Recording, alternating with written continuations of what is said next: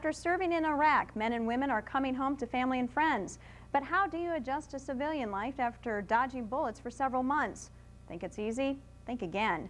Today on Public TV 13's Media Meet, we'll talk with a veteran readjustment counselor from Bell Behavioral Services about soldiers readjusting to their regular lives and how some veterans are still coping with their homecomings 2 decades later.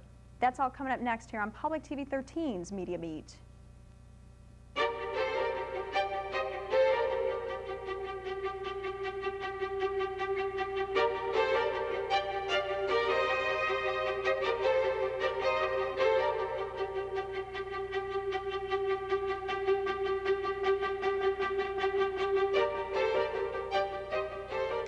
Hello and welcome to another edition of Media Meet. I'm your host, Sonia Chrisman. My guests today are veteran readjustment counselor Dan Forrester from Bell Behavioral Services and Vietnam veterans Alan LeSage, Jim Provost, and Peter Lacombe.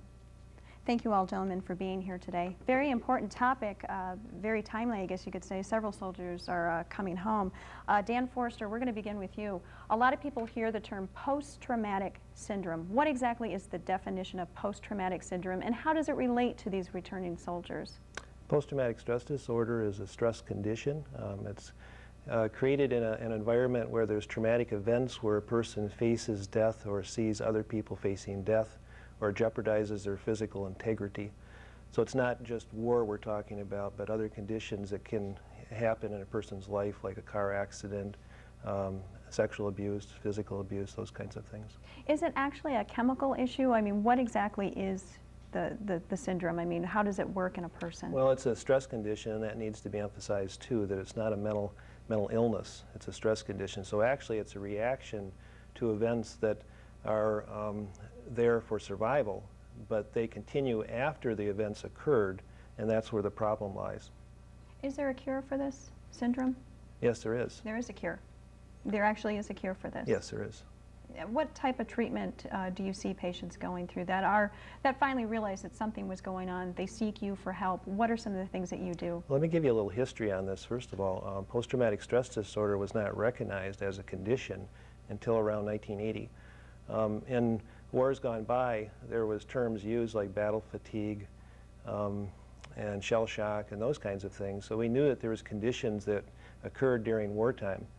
But around the year about 1980, because of the Vietnam War and veterans that were suffering from certain symptoms, and also there was more exploration into other kinds of abuse that occurred, like sexual abuse and physical abuse. And these symptoms seemed to be very common, very related to one another. And so more was looked into about this condition. And then the Vietnam War in general was looked at as to how maybe that created this situation, this post-traumatic stress disorder. What are some of the symptoms? You mentioned some of these men and women were going through symptoms. What are symptoms of this stress disorder? Well, basically when the trauma is occurring, the kind of things that can happen is a person gets hyper aware and ready to deal with whatever this trauma is that's going on. They may have a lot of different feelings, but certainly anger might be one of them. Fear is certainly one of them. The kind of things that happen during that traumatic situation continue after the event stops. And so some of those conditions would be reoccurring memory of, feelings of, smells of the event itself. Those are called flashbacks. Those can occur during the daytime. If a person might be triggered by something that relates to the event, like they might smell something, they might see something, they might hear something. Or it can occur at nighttime through nightmares, sleep disturbances. Mostly at night. A lot at night. Panic attacks. Panic attacks is a big symptom that is something that doesn't last but maybe a minute or so, but it's so much of a flashback, or after the nightmare, it's just something that you're just too scared to even go back to bed because you're scared to do that again, and you're just, but it's one of the. Well, we're talking about triggers. What about 9/11? How did that phase, did that cause any type of a trigger in any of you? For me, I don't think that 9/11 triggered that type of thing anger, which is prevalent in us. There's a lot of anger in us. I was mad about it. As far as bringing me back to the war or my condition, no, I didn't do anything that way, except the anger for what these people had done. But it didn't take me back where it's a different kind of thing that we experience. I think we have a lot of distrust and survival instincts and Even to this day. oh yes, oh definitely. There's things that I find that I do almost every day it's based on survival, and that's what we learned over the years. After living with this for so long, I mean, I'm sure it becomes routine, it becomes normal.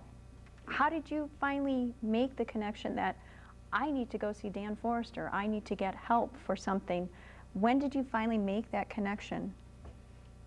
Myself, I started this in 1977, starting to see doctors in Marquette here, and that was at the time when myself, I'll say that you would go to the waiting room and you wouldn't want to see people waiting to go see somebody, and I didn't really know what was going wrong with me. I had problems in my marriage, problems with jobs, problems with just anger and everything, and then it's just what from all the reading and research I've done on this, I think my life had just gotten into that, and that was a way of life for me, so I really didn't, I knew something was different, but I didn't really, couldn't pin on it, and they couldn't pin on it back then, so I was just living like that, and I was always thinking, life's got to be better than, seeing other people that are happy, and life's got to be better, because I was never a happy person, and it just is something that I had to, I started in '77, and in the '80s in Florida I was at a VA hospital, and then when I got back here I started with Dan, and he's really had brought me a long way. Can we talk about treatment a little bit? Yeah, please. So one of the things that has to happen is a person has to understand what's going on with them. Because You can't make somebody go and see you, for example. I mean, they've got to come to that realization I themselves. mean, like Pete's talking about and Jim just talked about, they knew something was happening with them, okay? They didn't know what it was. But the nature of Vietnam and the war in Vietnam was it was such an individual war. I mean, a person went over, they didn't go with their unit, and they didn't come back as a unit. They came back by themselves. And when they came back, the climate here was anti-war. And nobody wanted to talk about the war. You couldn't even, and they can talk about this, okay, you didn't even want to let people know that you were a veteran, With Marquette, I came back in July '69, and I grew up in Marquette, and there's so many of us that went into service, went to Vietnam because we were drafted. I knew I was going to be drafted, so I joined the Marine Corps, but we went, and we came back, and we would see each other out, about, and everything. Just got back from Nam Ya, boom, that was it. Nobody ever talked about, when I started going to group, I saw these guys, first group a couple of years ago, I saw all these guys. I said, man, I grew up with you people. We're all from Marquette. We all hung around different places at the roller rink and all this stuff when we were in high school and that. And then you come 30 years later, you go to group, and we all got the same. We never talked about any of that stuff. Never talked about it. Mr. LeSage, Yes. why would you say that nobody talked about it from the Vietnam War? I mean, today you hear a lot about returning soldiers from Iraq, Afghanistan. What was so different then? Well, I think it was a political war, for one thing. And when we came home, first thing I was told was, get your uniform off, you may be harassed or spit on if they know you're a soldier. Well, that's kind of a tough one to swallow after going over there and crawling around and doing what you did. But, so I did that. And I felt like in many aspects of my life when I got out of the service that I was rejected by the public. And even as far as trying to get a job, it was even tougher for a veteran because we were put down as baby killers and a lot of negative was brought up. And the media controls people, and it's that simple. And people believe what they read. So in Vietnam, there was a lot of issues, and a lot of it was the first time you had the media involved with the war in depth like it was. And now again, you have it even more so in Iraq. But yeah, I think a lot of things like that. How can you talk about something when nobody wants to listen? And really, I remember many times that I would try to bring the issue up, and the people would say, I don't want to hear about it. So you just kind of buried it. Well, you can't bury much. You got to deal with everything in life. And if it takes 30 years, 35 years, you still have to deal with it. And here we are, 35 years later, dealing with an issue that we didn't even know we had. And it's like having high blood pressure. You don't know you have it, and it'll kill you. You don't know you have PTSD. I'm not saying it's going to kill you, but you might do something that might kill somebody, or you might do something stupid. You know, you're under distress all the time. So a normal person, they react on a level. Say if there's a stressful condition, a normal person would react on a 5 level, where we would react on a 10 level. We're right at the top, peaking, where another person might not be halfway there yet. We're already peaking on that thing. And that's what seems to happen, is you're always in this, when something happens, you go to high gear. And then it's hard to put her in low gear again. And you get all hyped up and you do things or say things that you don't necessarily want to do or say, but that's part of PTSD. Oh, go ahead, Mr. Forster. As far as the please. symptom, that's called hypervigilance. When Alan came back from Vietnam, he never really came back, okay? He continued as he was when he came back, that he was ready for something bad to happen. He had to be on his guard. And so he continued like that at that high level of awareness, you know, which is a very stressful level to be on. And of course you're going to, and you're still there. We're still at that level. You're always on guard, always ready. It's a funny thing. I told my own brothers, if you come to my house at night, make sure you pound and let me know who you are, because I don't know how I'm going to react at night. Even to this day. To this day. To this day. It's noted that a lot of Vietnam veterans have firearms at the side of their bed. We never had a chance to leave Vietnam. We came, like I think I told you earlier, it was 50-some hours from the time I left Da Nang to being in Marquette. Now, there was no readjustment period? No readjustment period at all. We stopped in Okinawa. We picked up our gear in Okinawa. We flew to El Toro Air Base in California. They took they went through all of our gear. Anything that had anything to do with Vietnam, flags, pictures, anything, they took it all away from us.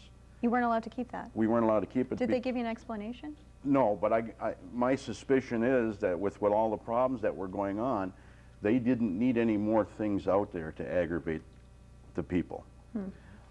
And some of the guys, brought back some horrific pictures of stuff. We saw some horrific stuff. And I don't need pictures because I've got it.